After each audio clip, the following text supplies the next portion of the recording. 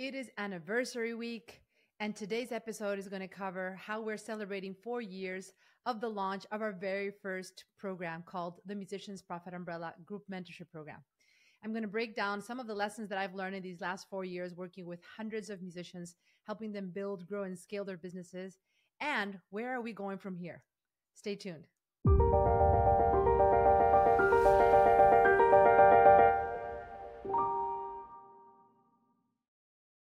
Welcome to the Musicians Creating Prosperity podcast. I'm your host, Dr. Fabiana Claure. And in today's episode, I'm thrilled to go over 4 years of lessons, what the Musicians Profit Umbrella has been able to grow into since our very, very first rodeo, our very first time inside this container and gathering musicians to build an online business. You see, everything started when I was in the process of exploring how I could monetize my skills differently.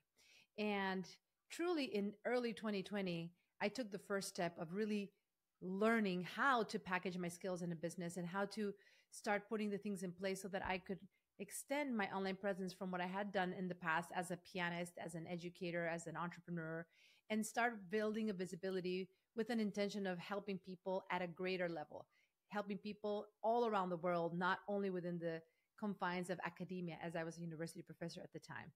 Little did I know that a few months into me starting this process and just sharing with people my intention to serve, would a global pandemic hit and just turn things around upside down for musicians, where all of a sudden musicians were completely unemployed, completely wiped out of any sort of traditional performing opportunities. Concert halls were shut down. Everything just switched into being in a confined state, basically due to not being able to be around each other and just everything shutting down, the business is shutting down. And so on one hand, my first business, a brick and mortar business, Superior Academy of Music, was quickly adapting into how do we continue our operations, doing everything online and trying to adapt as quickly as we can. But at the same time, I was starting my second business, the online program. And I realized, wow, I guess I'm going to have to take this to the next level and really accelerate this growth and this business, because now I feel like this is more needed than ever before. So a few months into just starting this idea, which was intended to be something that I would gradually develop while still having my university job, I realized in June of 2020 that this was the moment to actually launch and have people really come in this container. So my very first round of clients that joined the Musicians Profit Umbrella program in June of 2020, many of them were fellow university professors, just like myself. And we're in this mode of trying to create something else to be able to extract their knowledge and monetize it in a way that didn't require them to depend on their salary, right? And so for me, that was really a serendipity, because I was literally doing what I was teaching. I was modeling in real time everything I was creating for myself as a university professor at the time, and how I was kind of building my own brand, my own online presence, my own package and product, if you will, based on my knowledge.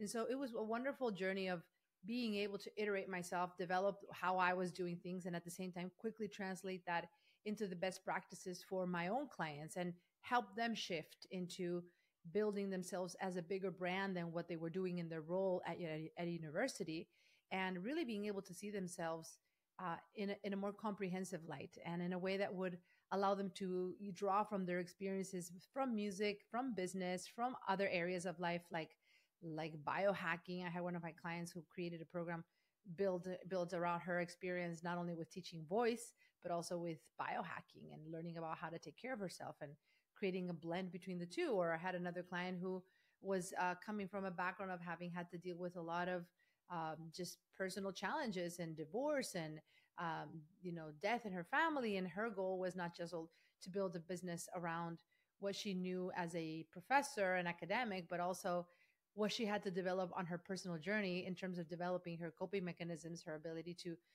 build a harmonious life despite the circumstances. And so it was so transformative to be able to see musicians evolve into these broader beings of how can you actually serve through a variety of skill sets, not just what you're used to doing, what people are used to seeing you, and how can you stand in your light and an authority and sharing with the world, I'm here to serve, right? I had another client who at the time was a university professor, uh, in collaborative piano, but she was also getting her yoga certification and translating that to blending a program for musicians to learn how to breathe, how to create a regulated nervous system, coping mechanisms to control their anxiety before going on stage and beyond.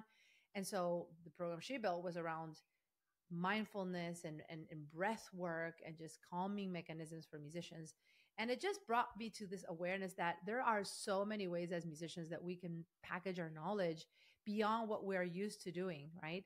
And what I found in that first kind of iteration of the program is that when we are looking at ourselves at a broader in a broader way and are willing to share everything we have to offer, then we actually set ourselves apart in a better way. And instead of seeing the marketplace as a place where there's too much competition, where there's not enough opportunity, perhaps approaching it from a mindset of lack and scarcity, when we start positioning our brands really through everything we have to offer, all of a sudden we become very different. We become unique and we can set ourselves apart a lot easier because there's no one that really has gone through what we've gone through, right? And so that was one of the biggest takeaways from like the first iteration of the program. I would say in the first year, my main focus was to just show musicians how to build yourself up in a way that is different than what you've seen before or what you thought you could do, and see what are the other areas that you could also help people. And as I continued working in this way with clients, welcoming new clients in different rounds, then I started realizing that there's a next level. And once you're able to package your skills in this way, and you're able to start attracting clients that will come to you because they want to work through everything you have to offer, not just because of one side of your skills, but really because they want access to your lens, to your perspective. I really started realizing that in addition to knowing how to package your skills, the next step is how do you translate your knowledge in a way that allows you to not need to be the bottleneck in your business? How can you learn to teach your systems, your knowledge, your procedures to your clients, transfer that in a way where you can gradually record the information over a period of time? I say this because one of the misconceptions that I've seen most musicians have is this notion that if you are going to build an online business, then you have to pre-record all your content ahead of time, right? And I realized pretty quickly that that is not the best way to do it, because if you spend so much time preparing the materials without having direct input from your audience and seeing what works or what doesn't, then ultimately you're going to be pretty much creating something in a vacuum. And you're going to miss out on an opportunity to adapt and reinvent and optimize and fine tune your materials simply because you are in isolation. So I do not recommend spending so much time trying to prepare and build out a whole library of videos or any of that before you actually sell it. I really realized that I did it exactly that way. When I started my first round, I literally sold the vision. I had a clear picture of what I wanted my clients to achieve. And then I built it along the way each week with them in real time so that I could really fine tune it to their needs. And so that became a lesson in the sense of this is how we can do it in a practical way without needing to have so much ahead of time. But moving into the next year, the second year, everything really shifted into now, once you have a few clients in the program that you're working with, how do you maintain the business so that it doesn't become all encompassing, all consuming? I reached a breaking point around a year and a half after kind of launching my first program, where I realized I was doing too much on my own and I needed to hire at least an assistant to start taking some things off my plate so that I wouldn't be the one doing all of the things. And honestly, it took me longer than it should have. I wish I would have started from day one, truly, with someone, even if it was just for 10 hours a week or 15 hours a week.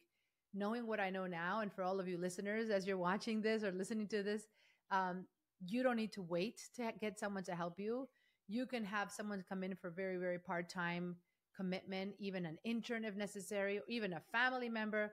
But my second year was all about now delegation and how do you start shifting the things you're doing and creating systems, teachable methods that you can translate them into other people's hands so that they can take stuff off your plate and you could continue building what you need to build. You see, as I continued shifting the second year and starting to now build a team around me and repurposing, my procedures and teaching these to others, I realized pretty quickly that my energy needed to be spent on the most profit producing activities, which were always going to come down to creating content, adding value to my community, and at the same time, having as many conversations as possible, talking to people, connecting with them, trying to understand exactly what the market needs and figuring out what I could do to fill that gap, to understand how I could help them.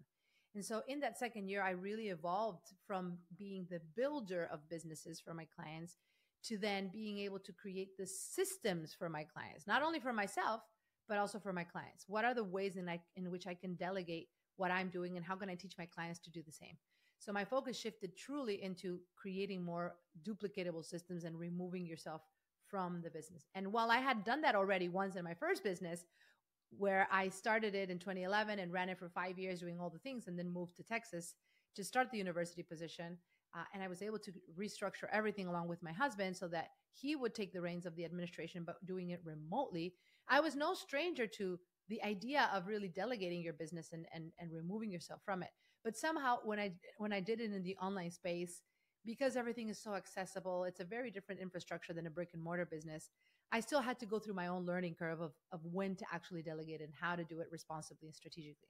So the second year was all about really, how do you start building those systems? How do you start removing yourself from being the one that everyone needs to come to when there's questions, both your clients and your team?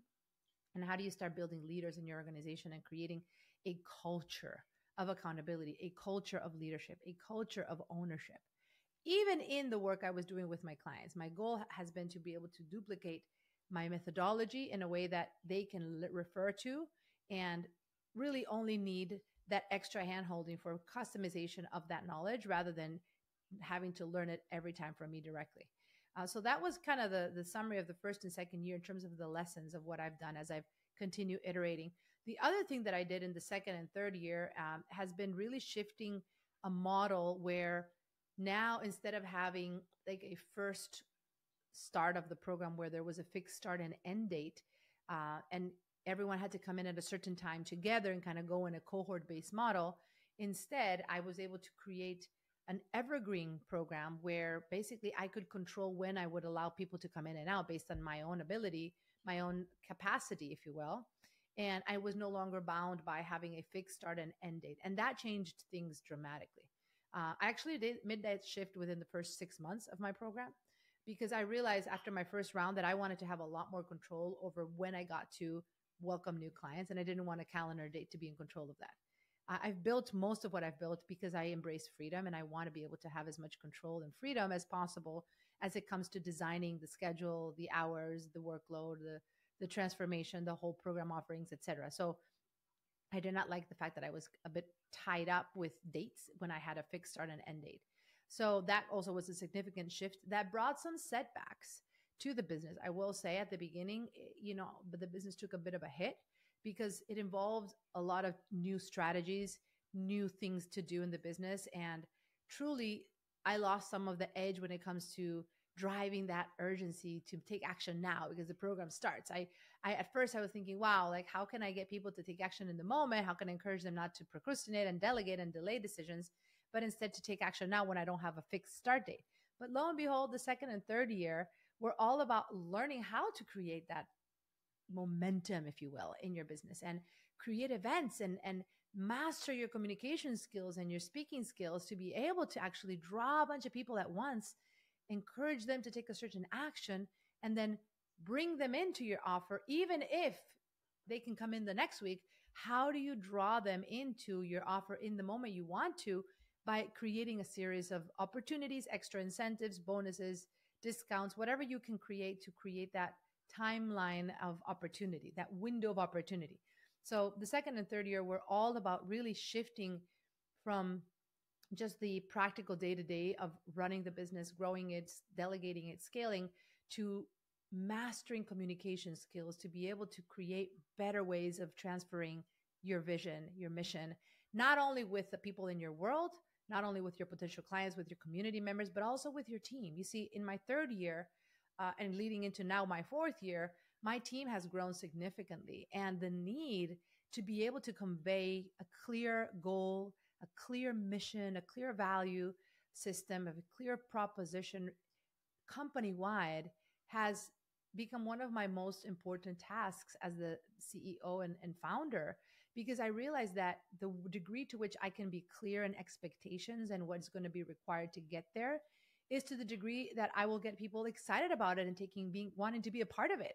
You see, in this last year, in third and fourth year, especially, I realized that just like we need to develop great communication skills to attract amazing clients into our programs, to communicate effectively what we care about, what it matters, we need to embrace those same level of communication skills for attracting great team members and retaining team members and being able to keep a fulfilled organization and culture that thrives and that does not require you to be the only decision maker in every step of the way. And so now leading into what is our fourth year in business, the idea that our communication skills are some of the most important skills that we can have are so important, because when you realize that your quality of life will always be in direct proportion to the quality of your communication and your ability to convey effectively the vision that you have, what is going to be required to achieve it, who needs to be a part of it, and how can you consider success or not? How do you even measure success in achieving these things? The more you can improve that ability to connect and convey and inspire people around you, the better you'll be able to create leverage in your business. There are different ways that we can create value in the way we work. And I'll probably do another episode just talking about that. But for today, what I'm going to share is that what I've learned now in my fourth year in business is that the most profit producing activities that we can do as entrepreneurs, as musicians, as creatives, is not being the one doing everything, but actually being the ones brainstorming, strategizing, creating solutions for our market, looking at opportunities, and ultimately being able to learn to communicate our vision and our ideas and our solutions that can change people's lives, and being able to do it not only in a one-to-one manner, but also being able to speak for a group of people, right? So this year, my primary focus has been to just develop not only my communication skills, but helping our clients develop their communication skills. I launched my podcast this fourth year in business. This is exactly why I'm here, because I realized that I needed a larger platform to convey my message and to attract people into my world and to share the lessons and the inspiration and the challenges and everything that I'm doing in a larger platform. So this brings me to this podcast, and why I'm here and why I'm so passionate about connecting and creating this platform of communication, because I truly believe that the more we're able to speak from the heart and share our vision and our mission, the more opportunities we can bring in and the more people we can impact, whether it's our free listeners who are getting value every single week through our podcast and other mechanisms, or it's ultimately people that decide to take the next step and come into our containers and work with us as a paid client. The goal is to spread the message, to help musicians see how they can become more empowered, how they can build businesses that are ultimately going to give them the freedom and the lifestyle that they deserve. But to the degree that they focus on improving their communication skills, that they focus on learning how to create systems, how to delegate, how to replace themselves in their business, not to be the bottlenecks in their business, and to ultimately see themselves as more than just being one thing, as either a performer or a teacher or just a mere blend of the two, but instead seeing themselves as the whole beautiful entity that they are, and looking at all the challenges that they've had in their lives. The more we can embrace this philosophy, kind of going back into year one, I kind of did a reverse background, analogy, starting with building a platform, being, willing to command and share and spread your vision and your message, and being okay with being visible, being okay with being vulnerable. I would say, if I were to add one more thing of what I've really been thinking about in this fourth year, is how important is it to show up authentically, to not feel that you have to have all your ducks in a row, everything perfect, but instead to be willing to just be seen for who you are and to share your message from the heart, and to allow people to connect with you because they feel that you care. And when you're doing that, you cannot mess it up. It doesn't matter if you don't say the words perfectly. I certainly don't think I say everything perfectly. There's a lot of fumbles and stumbles and things, and bloopers that I have in these podcasts. I don't think my team even edits them out, to be honest. Why? Because we're all for just being transparent, being authentic, and just showing the value of what we can do, and really connecting at a deeper level. Like, even in normal conversations, not everything is perfect. So I don't expect this podcast to be perfect. I don't expect my videos, my written posts to be perfect. And I hope that this serves as inspiration for you. If you have a vision, if you have a mission, if you are excited about bringing something to the world that you know people need, my call to action to you is do not delay. Do not delay, because you don't need to have everything ready to start. You don't need to have all your ducks in a row. You just have to have that desire, that burning desire that you have something to offer and that the world needs to hear it. And that eventually, if you focus on serving and showing up and being of value and creating a solution for people, people will become part of your program. People will come and be part of your community. They will raise your hand, and you can do this too. So in summary, there's a lot that you can do right now that you may not be using in terms of your own skill sets. You may have a lot to offer beyond what you're currently doing. And the minute you discover that, you're going to be able to monetize your knowledge a lot better than what you're doing right now. If you want to bring people into your world, if you want to build a business that creates leverage, you need to delegate. You need to create systems. You have to have a way to replicate what you do so others can do it for you.